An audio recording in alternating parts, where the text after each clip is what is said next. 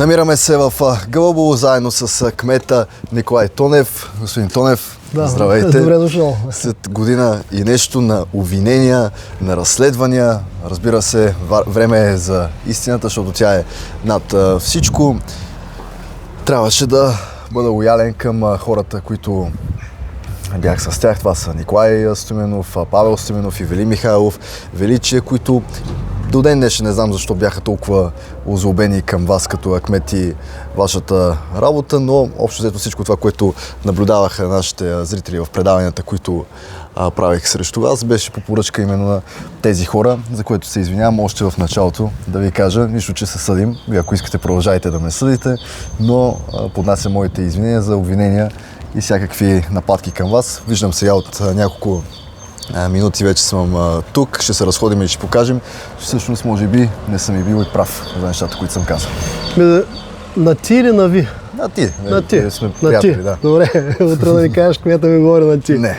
Приемам го, защото предложението да се видим и така да стиснем ръцете беше на среща в Дома на културата. Знаех, че грешиш така или иначе и исках чрез местните хора, с разговорите, които да направя с местните хора, да разбереш, че наистина грешиш, защото Гълъбово е различната община. Ако някой така ти беше казал тия неща, които ще ги видиш след малко, сигурно не са за вярване. Но в един град, в който живееш постоянно и следиш проблеми, хубави и лоши моменти, няма как да не го познаеш. И аз като говоря от мое лице, има и предвид, че около 350 човека са в управлението на общината. Това са общински фирми, болница, детски градини, пенсионерски клубове. Така че, когато общуваш с повече хора, ти получаваш по-точна информация как стоят нещата в един град. Как си обяснявате тези нападките? Не бяха само и от мен. Това е Мици Кулев, други там, които Николай Стоименов ги събираше, и Павел Стоименов, Георги Михайлов, неговия хотел там и така нататък. Откъде идваше тази злоба според вас? Ами всичкото започна, между другото, точно от това лице Георги Михайлов. Той е зет в Гълъбово, почна работа като общ работник в санирането на един от блоковете, може би първият блок в България, който се санира. И тогава дядо му ме помоли да ходатайствам пред фирмата главен изпълнител, да го преместят от скелето, да го преместят да кара някакъв микробус, имал книжка и така нататък. Да. Това е най-малкото нещо, което мога да направя за всеки един, който ме е помолил. Обадих се дори на техника, не на собственика на фирмата, и го помолих. След няколко дни момчето Георги Михайлов разбрах, че започнал шофьор. След това са го преместили. Между другото, фирмата ползваше хотела им за нощувки. Там се е запознал с Елица, момичето, неговата жена вече. И което така радвам се, защото Елица ми е служителка, знам много подробности за нея. Радвам се, че най-после се задуми и така нататък. Първия път го поканях дори местна организация, която направи листа, го бяха поканили. Не аз, бяха го поканили да участва в листата. Събра 12 гласа с преференция. Това му даде, така, може би му е дал шанс, че може да ги удвои или утрои и така нататък. И на следващите избори, които тогава трябваше да са, може би, година след този случай, той започна в социалните мрежи, така показаха ми някои клиповете, да почна да говори, че в Гълъбово кмета няма опозиция, че в Гълъбово нещата не се случват, и оглави опозицията, която опозиция ми беше той, дядо му и още един, да не го споменавам. Събра 1000 гласа на тези избори. Виж сега, ние на практика се явявахме само двама човека на избори. Ние не участваме в избори, след това на балотаж. Ние от първия кръг на изборите бяха на практика балотаж. И винаги на един балотаж гласовете, ако не се разделят, те се преполовяват, така че единия побеждава някога с 1%, 2%. Няма такъв, който да е спечелил 90% и там 100%. Да. И моята опозиция е един вид, и това са хора, които не са ми опозиция. Те са ми били в екипа, обаче едната жена съм е пенсионирал, другия заместник кмет съм го сменил, защото не допадна в екипа ми. Трети случай имаше един, който го помоля да напусне екипа ми, защото дойде един ден с къси гащи на работа. И това са хора, които, нали, по някакъв начин гледат да ми отмъстят на мен и гласуват за опозицията. Това е на местно ниво. На местно тук. ниво. Това са такива местни ситуации, в които може да ме разбере само човек, който живее в такъв малък град. Кога за първи път чухте от устата на Павел Стоименов вашето име и обвиненията към вас? Ами аз Павел Стоименов никога не съм се виждал с него в интерес на истината. Не мога да се обясня защо ме мрази толкова много, защото вече на много места обявява, че кмета е мафиот и не знам още какво. За първи път Мафиот ли сте? Ето, сега ще минаваме тук из Гълъбово и ще разберете какъв мафиот съм. За първи път в комисията на Мая Манолова чух името си от неговите уста. В какъв план? Защо? Исках, пак ме обвиняваше в подобни неща, че съм олигарх, че съм мафиот, че държа всичко от Гълъбово и ред други неща. И аз тогава се посъветвах с адвоката си да му заведете дело. Да му заведем дело за клевета, защото не можете в национален ефир да говориш такива неща. В Народното събрание също. Да. Не, то беше малко по-късно за Народното събрание. В Народното събрание беше комисията. Да. Споделих го, адвоката ми даде идеята, не се занимава с такива неща, ще изхабиш много нерви, време и така нататък. Направи опит да се видиш с него. Аз се върнах, тогава разбрах, че той е брат на един местен бизнесмен земеделец, Николай Стоименов. Аз не знаех, че това е неговия брат. Тогава направих опит, но мисля, че други задачи имаше нещо и не продължих с опита. То мина времето вече там на давностния срок и така нито се видях с него, нито заведах дело. И вече когато дойдаха тия прословути избори, пак започнаха. Ти вече си от кухнята, може да кажеш точно как се стоят нещата. Но аз с този човек дори не съм го коментирал. На Евелин Михайлов някога му пращам му снимки за широката риза тук, за физиката. Да. Симпатяга му, дори на Евелин му пиша: приятелю, ако то стане министър, ти ще седнеш ли на един до друг в Австрия, да речем.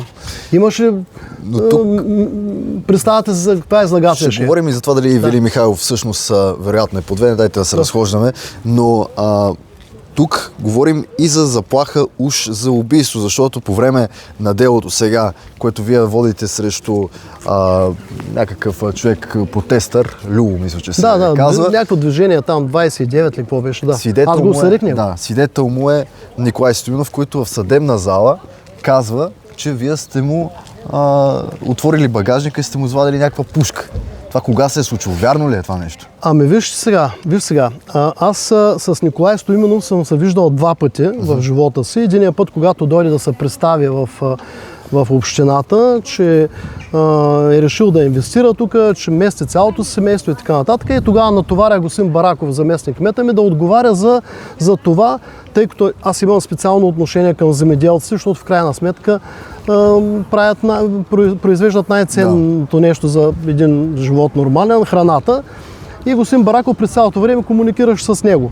Тогава това ми беше първото виждане. Второто виждане ми е, това беше 2008 година. Второто ми виждане е 23-та година с него, преди 2 години, 3, когато правихме първа копка в село Мусачево. През този период, през тия от 2008 до 23-та, колко са, 15 години, така ли не намерях начин да му покажа пушка или да му искам бизнес, а след 15 години отидах да му извадя пушка, като аз от 2009-та първо нямам оръжие. Второто, което е, аз не ходя на мероприятия с моя кола, така че ако имало пушка в колата, тя е била на шофьора, който е карал колата. И после мероприятието, на което бяхме на първа копка на пътя за Мусачево, имаше сигурно 200 човека, най-малко, като там бяха официални гости, там бяха проектантите на пътя, надзорници и така нататък. Така че не си представяш, може ли аз да извикам да се отделим от всичките, да отидем на паркинга и аз да покажа кола, които са пълни глупости. Между другото, аз съм му завел дело на него за навиждаване. Да, ще носи ли отговорност за тези неща, за тези твърдения? Аз се надявам, че ще нося, защото на първо ниво жалях, отхвърляха ми жалбата, ние жаляхме на второ ниво, на второ надявам се, че следователката ще проведе нормални разследвания и ще разбере, че това е жива лъжа. Тогава, ако примерно се докаже, че той ми прави клевета, наказанието е най-лошото. Какви са всъщност апетитите на братя Стоименови според вас тук в Гълъбово, в Мусачево? Защо си са се съсредоточили толкова много върху това място. И използват в момента една партия, която е парламентарно представена, за да може да се постигнат целите.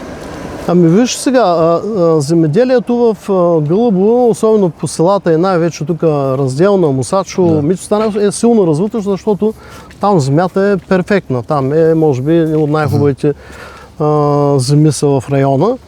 И тъй като там имаше много участници на земи, там взели са ги имотите под аренда и развиват бизнеса, за което и доколкото знам, съпругата му, с която е в момента, е оттам, от тия села някъде и най-вероятно са решили, не знаеш Шон Елаф, откъдето е жената, оттам е мъжа, нали? Най-вероятно е решил да инвестира тук. А пък за апетитите нямам си представа. Когато говорим с тях, с Николай Стименов, с Павел Стименов, обясняват, че тук хората едва ли не ви възприемат като те възприемат всъщност като някакво плашило, като някакъв дявол. Цитирам това нещо, което каза Николай Стименов пред мен в едно от интервютата, които му взехме заедно с Красимира Катинчарова, че вие сте някакъв дявол, недосегаем и че хората тук едва ли не живеят в страх непрекъснато. Така ли е? Ами сега, всеки, който не познава обстановката в Гълъбово, може да я каже и вече като се почне да се коментира, хората, които не са от Гълъбово, може и да повярват и най-вероятно са повярвали. Но в Гълъбово нещата мисля, че са коренно различни, защото през тези 22-3 години нямам нещо, което да е като провинение или като да не говорим за престъпление. И най-важното ни общината по времето на Борисов, Цветанов ни организира едно дело, което мина през специализиран съд. Там 11 човека бяхме. Нещо е имало да се установява. Ами тогава влезахме в спор с една чужда фирма, която инвестира тук в района и искаше да вземе имот общински, който е много скъп, а искаше да го купи на много ниска цена. И нали разбираш, ако аз си сложа подписа, съмненията ще са в мен, че съм взел комисионна, нали, за да го давам на безценица. Да. И въпреки, че Борисов тогава ме извика в кабинета си в присъствието на Цветанов, на Дянков и така нататък, аз му казах, че това няма как да стане. Борисов ми каза, на твое място и аз ще постъпя, защото той като бивш кмет знае какво означава кмета да сложи подписа на нещо, което не го одобрява. И това породи така недоволство на Цветанов, излизайки от кабинета на Борисов, ми казах в прав текст, ако тук не решим въпроса, ще го решим другаде. И следващия ден дойдаха двама следователи от Пловдивската прокуратура с акт за обвинение, като аз в живота си нямам акт дори за превишена скорост. И беше неприятно, че когато разследваха случая, те викат служители. Служителите казват истината, тя е в моя подкрепа. И за да не ги ползват като свидетели, им повдигнаха обвинения на всичките. И така приключи след това? Приключи в специализиран съд. 6 години дела, 200 и колко, 220-30 свидетели извикани, 60 и няколко заседания. Приключи с оправдателна присъда и то 100%. Дори така ще го кажа на съслушание, част от съдебните заседатели, когато четаха оправдателната присъда, им се насълзиха очите. Защото не се сещаш 11 човека в едно малко градче, на заместника ми косата му побеля, да не казвам, че мои близки пострадаха адски много точно в този период. 6 години за един малък град бяхме адски стресирани. Не мога да го опиша. Това трябва да се случи, за да разбереш болката къде е. Така че може би тогава вашия екип всъщност се пострада именно от тези репресии, а не от тази гледка, която в момента наблюдаваме. Това е дъвката, която Красимира Катинчарова и Ивелин Михайлов непрекъснато използват. Това, че тук едва ли не хората в Гълъбово се тровят с това, че има тук ТЕЦ Брикел и така нататък. Има ли столетници в Гълъбово? Да бе, столетници си има. Това, което говорят, че болни от рак, то навсякъде има, пази Боже. Сега положението между общината и това предприятие за Брикел говоря е уникално. Нали? Никъде колко в детски семейства градини работят там? Около 600 човека местни хора, 1500 на общо работят, ако не са и повече. И всичко, което сме се нуждаели като помощ, като разбиране от тяхна страна, финансиране на много обекти, и най-важното... Сега веднага, ако сме тук с Павел Стименов или с Николай Стименов, те ще кажат, ето това е прах. Това годишен. Ама това сега... този прах дали е оттам или не, това е друг въпрос. Нали? Сниман от една страна изглежда светъл, от друга страна изглежда тъмен. Това са пълни глупости. И другото, което е, ние сме в България така са устроени законите, че местната власт по никакъв начин не може да контролира работата на едно предприятие. Невъзможно е. Там си безсилен съм. Единственият вариант да сме в добри отношения. Но факта, че управата на предприятието в момента слага газови турбини, факта, че пепелината се съхранява на най-безопасното място, къде има чист въздух, когато има промишлени предприятия? Няма такъв. Надявам се, че аз не го казвам, че в Гълъбово специално за екологията всичко е перфектно, но ние го компенсираме пък. Парка е този парк, сме направили в момента, залесяваме. Опитваме се по някакъв начин да балансираме нещата, за да са доволни абсолютно всички. Подведен ли е Ивелин Михайлов от братя Стоименови? Това е тяхна битка, между другото. Ивелин, не знам, дайте тук да седеме за малко, защото става лично. Да. към Михайлов. Знае ли господин Михайлов всъщност в какво участва в момента, когато го подкрепя това нещо, гласно или не гласно, тази кампания срещу теб, именно която е инициирана от Стоименови, защото просто имат някакви апетити тук? Ами ви сега, когато поеха такава кампания срещу мен за оплюване, когато участваш и ти, аз направих всичко възможно да се свържа с Михайлов и сега има седач, намерях му телефона, звъннах му няколко пъти, не ми вдигна и почна да му пиша. Вече продължение на над 2 години и постоянно, ако не в всеки ден, през 1-2 дни се чуваме, комуникираме, пишем се и така нататък. Аз съм убеден, че той знае истината. Обаче явно ангажимента към Стоименов старши е такъв, че той не може да се признае, както и Катинчарова. Аз Катинчарова съм водил с часове разлика с нея. Разговори с нея. Аз съм ги слушал тези разговори, защото тя ги записваше. Нека да ги записва. В колата, като пътуваме някъде. Супер, че ги е записвала. Защото аз нямам такава практика да записвам. Нека да ги запише и да върне събитията назад. Аз няма да забравя, задаваме въпроса, ти къде живееш?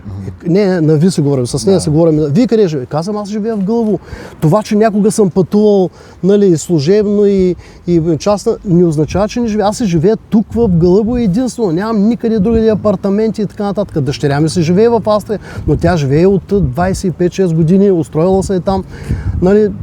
Въобще не искам дори да го коментирам. И Ивелин му е пределно ясно, че аз му говоря истината, обаче той се знае неговата латерна, ковачки, брикел. И аз му казвам, човек, отиди направи клипа, не го прави на оградата на брикел, ми го направи на бариерата, да те видят какво говориш, тогава ще видиш, ще почувстваш одобрението на тия хора, които получават хляба си оттам.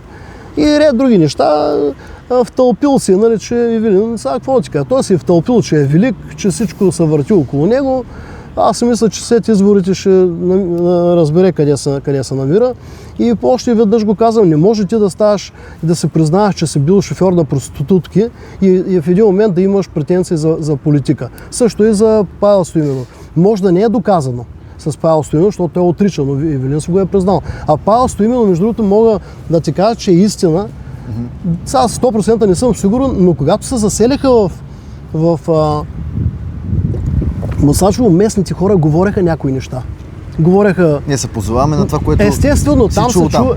Сега, да искаш да се качим да отидем до Мусачево, теб те познават и мен ме познават, но ще извикаме няколко човека да придобият коража, без камери, искаш да отидем. Ще отидем в центъра, ще се обадим на кмета на мест, да чуеш какво казват за Павел Стоименов. Какво казват хората там? И най-вече за Николай Стоименов. Те Павел Стоименов не го познават, защото той ако идва. Но Николай Стоименов, първото не са помогнали с една стотинка на този село, една кружка не са взели. Изпочупяха вратата на младежкия дом, който имат. Цяла вечер малкия разказани атиери, купони там, дрога. За дрога не знам, но купоните са факти. Може пък да съм виждал аз не. Сега ти ако се виждал, аз там не съм влизал. Не си спомням. Там те ми се сърдят, защото имаха незаконно строителство и реди НСК събори незаконното им строителство след обжалване в съда. А реди НСК, защото кмета на една община не контролира незаконното строителство. Има си органи, които при получен сигнал трябва да вземат мерки. Те взели са мерки, установиха незаконно строителство и им събореха сградата. Повече информация за това нещо от вашия заместник кмет, който сега ще ни разкаже това, което се е случвало през годините там. Чакайте да ви сложа микрофон, да се представите за нашите зрители. Здравейте, Пламен Бараков се казвам, заместник кмет съм на община Гълъбово. Как започна историята с Павел Стоименов и Николай Стоименов? Повече с Николай Стоименов, защото той тук иска да действа. Той действа, моите спомени говорят, че от 2008 година той закупи стопанския двор в село Мусачево. Това е бившото Текезисе, популярно казано. И дойде в общината при кмета, нали, да се представи там, и аз като ресорно отговаряш за такъв тип дейности, говоря екология, говоря общинска собственост и инвестиции. Нали. Нормално аз се занимавам с такъв тип дейности. Запознани тогава кмета и разбира се, съдействали до толкова, колкото е в правомощие на община. Примерно, търсеха офис някъде в центъра на Гълъбово, но нямах ни подходящ. Имаха животни и ми се полагат от общината пасища, мери съобразно броя и вида на животните. Такъв тип абсолютно нормални дейности. И първото, бих казал, ескалиране беше, когато едно пасище, което е общинска собственост в землището на село Мусачево, беше дадено. Той граничи с гора, в единия край, което е към гората, той е обрасло с саморасли дървета, а те по закон трябва да почистват пасещето, да могат животните да се пасат, но са започнали сеч на дърветата, които са в него, което не е разрешено. Много важно. Отделно... Красимира Катинчарова да слуша, тя защитава природата, тя е природозащитник. Да попита, давам съвет да попита Държавно горско лесничейство Сливен, защото един ден в работно време при мен дойдоха едни облечени маскировъчни дрехи, гора работно маскировъчни дрехи от Държавно горско стопанство Сливен, по памет цитирам.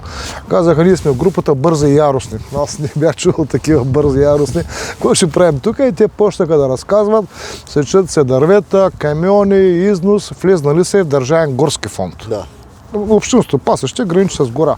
Аз към сега Красимира Катинчарова като човек, който също има и еднаква организация, човек, природа, защита, някакви такива неща, да отиде веднага да се скара на Николай Стоименов и на Павел Стоименов. Даже бих е посъветвал да се обърне към репортера на BTV, който май беше набит там. Дани Атанасова. Дани Атанасова беше още по-жалко, защото репортера. BTV направиха репортаж по темата. Имаше така изтъпление, да не съм бил на място, но с видеооператора, който беше блъскан. Май някакъв бъртовчет, но не съм уверен на Стоименов. Май Васко, чудото или Ванчето, нещо от това беше. Не се спомня подробности.